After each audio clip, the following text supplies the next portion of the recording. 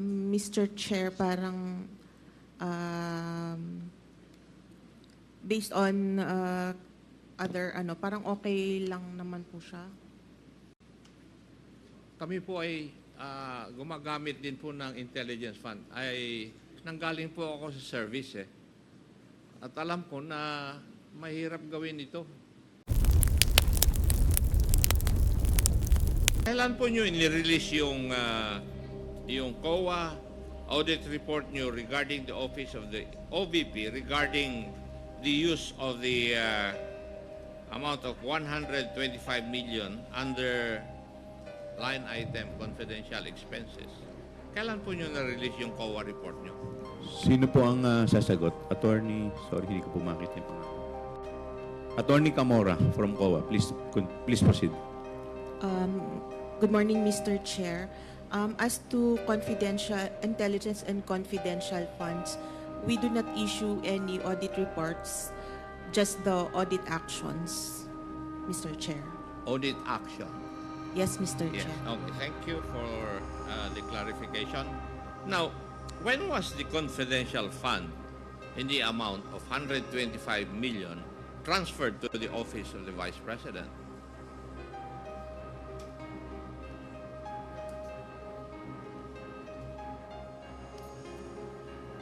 Sino po sasagot? It was in December. Attorney Camora? December. Mr. Chair, may I be clarified? The cash advance, Mr. Chair? Yes. When was the fund, the 125 million amount, transferred to the office of the Vice President?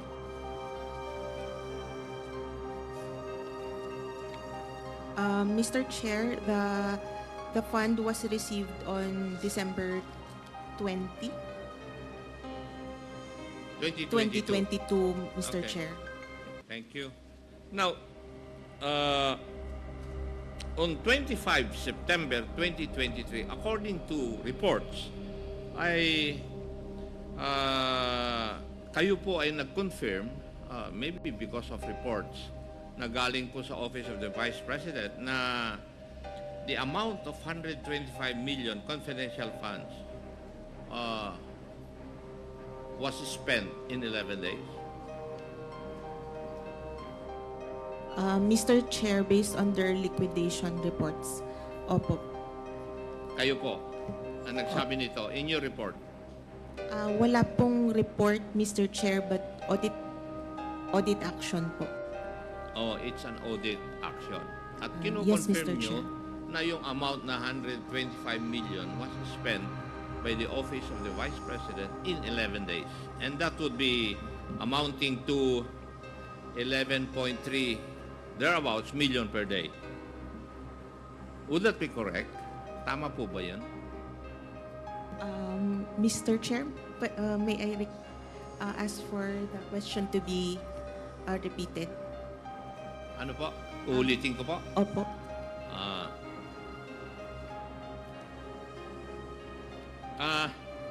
Kayo po nagko-confirm na in-spend in your liquidation in the liquidation report that was submitted to you, kayo po nag-confirm na in 11 days naubos po yung 125 million confidential fund. Tama po. Tama po, Mr. Chair. And that is equivalent to spending 11.3 million a day if it was spent or if the amount was spent in 11 days. Tama po rin po. Tama po, Mr. Chair, based on Yes. their documents po. And yung 11 days na yon ay nung panahon na from 21 to 31 ng December 2022. Would that also be correct? O tama po ba yun? Based on their accomplishment report, tama po, Mr. Chair. And that is at the height of the holiday season, matatapos na po yung taon, di po ba? Tama po, Mr. Chair. At lahat po ng ahensya ng gobyerno nagmamadali na ma-spend yung kanilang pera na nasa kanilang opisina. Di po ba? Kasi ang nangyayari po, hindi ba, kung minsan, December 31, pinapaspasan po ng mga opisina ng gobyerno ang pag-liquidate po ng mga pondo na nasa kanila. Hindi po ba tama yun? Alam ko po yun dahil naging controller po ako ng Philippine National Police noong Chief PNP si Senator Lacson at yun ang nangyayari eh. Kayo po ang sasagot, hindi na po siya. That's correct po, Your Honor. Yes. Paki-address niyo po yung chair sa... Antakantayin niyo po na i-recognize kayo. You are Miss Sofia Gemora. Yes, Your Honor. Okay, please continue. Kasi minamadali po nila ng mga ehensya dahil if you notice, yung buwan ng Disyembre, normally it has four non-working holidays. So, 4 na ang nabawas sa 11 days para gastusin mo. Tama rin po ba? If I may add, Your Honor, to what Attorney Camora had said earlier, with regards to the 11 days report of our audit team, we are the audit team of the Office of the Vice President. So, looking at the records or the recording in the financial statements, we found out that the cash advance was drawn on December 20, 2022. And on December 31, looking at the financial statements, there was an expenditures recorded of the same amount, the 125 million. So that was the reason why we, of course, it's correct to say that that was the 125 million was expended in 11 days. Your Honor. Thank you, Madam. Now, because of this, the COA issued a notice of disallowance dated 8 August 2024, this allowing the amount of 73,287,000 from the 125 million confidential funds disbursed by the Office of the Vice President in 2022. Tama rin po ba? Tama po, Mr. Chair. Now, may I know kung ano po yung mga dahilan po ninyo bakit nag-issue po kayo ng notice of disallowance doon po sa expenditure on confidential funds by the Office of the Vice President? Pwede po bang malaman yung rason po ninyo? Attorney Gamora. Mr. Chair, our reasons were indicated po at the ND. I'd like to make a rundown po. Yung may issue po sa payment of rewards nila, may issue sa payment of charging payment for tables, chairs, desktop computers and printers to the confidential fund, and also a non-submission of the revised accomplishment report, Mr. Chair. Yun po yung official reason why you COA issued a notice of disallowance. Tama rin po.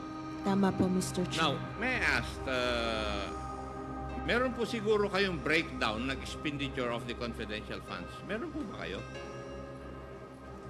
Mr. Chair, meron po sa accomplishment report. Yes, and yung breakdown po ng expenditure ng 125 million, nasa inyo po sigurado yun. Tama rin po. Tama po, Mr. Chair. Now, may I know kung saan po nagastos ng Office of the Vice President yung 125 million? Was it spent in accordance with the rules, regulations, and protocol on the expenditure or on the use of confidential funds? Nasunod po ba yun? Yes, Mr. Chair. As indicated sa accomplishment report po, na-liquidate naman po nila based on confidential expenses as required by the Joint Circular po, Mr. Chair. If I may, alam naman po ninyo yung section 4.8 of Joint Circular number 2015-01 Yes, Mr. on the Chair. use of confidential funds. Opo, Mr. Chair. Now, categorically, yung po bang items na kung saan ginamit yung confidential funds ay naaayon po dito sa circular na ito? Opo, Mr. Chair. Kung naaayon sa circular na ito, bakit kayo nag-issue ng notice of disallowance? Mr. Chair, as to yung first finding, meron po kasing specific requirement ang joint circular na document na hindi po nila na-submit or nag-submit sila pero hindi po sufficient siya to answer the requirement of the joint circular, Mr. Chair. Na-mention kanina ni Chairman, the Honorable Joel Chua, na in the accomplishment report of the President, if I remember it right, meron pong ginamit na yung surveillance in 132 places. Tama ba, Mr. Chair? Yung Areas po yun. narinig ko na yun. 132 areas po. Yes. Yung 125 million, parang ginamit po yan in 132 areas. Yes, and accordingly, it was 100% compliance. Hindi po ba sa tingin ng COA, medyo kwan ito? Medyo imposible? Mr. Chair, parang based on other parang okay lang naman po siya. Kami po ay gumagamit din po ng intelligence fund. Ay nanggaling po ako sa service At alam ko na mahirap gawin ito. I will conduct surveillance in 132 areas in 11 days. Tapos kayo ngayon sa COA, sinasabi ninyo na posible pala ito. Samantalang kami on the ground na gumagawa nito noong ako'y nasa serbisyo, nahihirapan po kami. So, what is your basis na pwedeng sabihin na posible ito, Madam COA?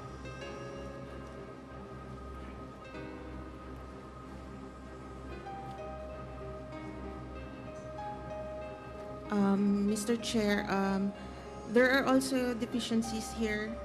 No, tinatanong ko lang po kayo kasi sa mata po ng COA, yung mag-conduct ka ng surveillance activities in 132 areas in 11 days, para sa amin po na gumagawa nito in our use of intelligence funds, no, kung nasa servisyo, nahirapan po kami Tapos sa mata pala ninyo, posibleng-posible pala ito.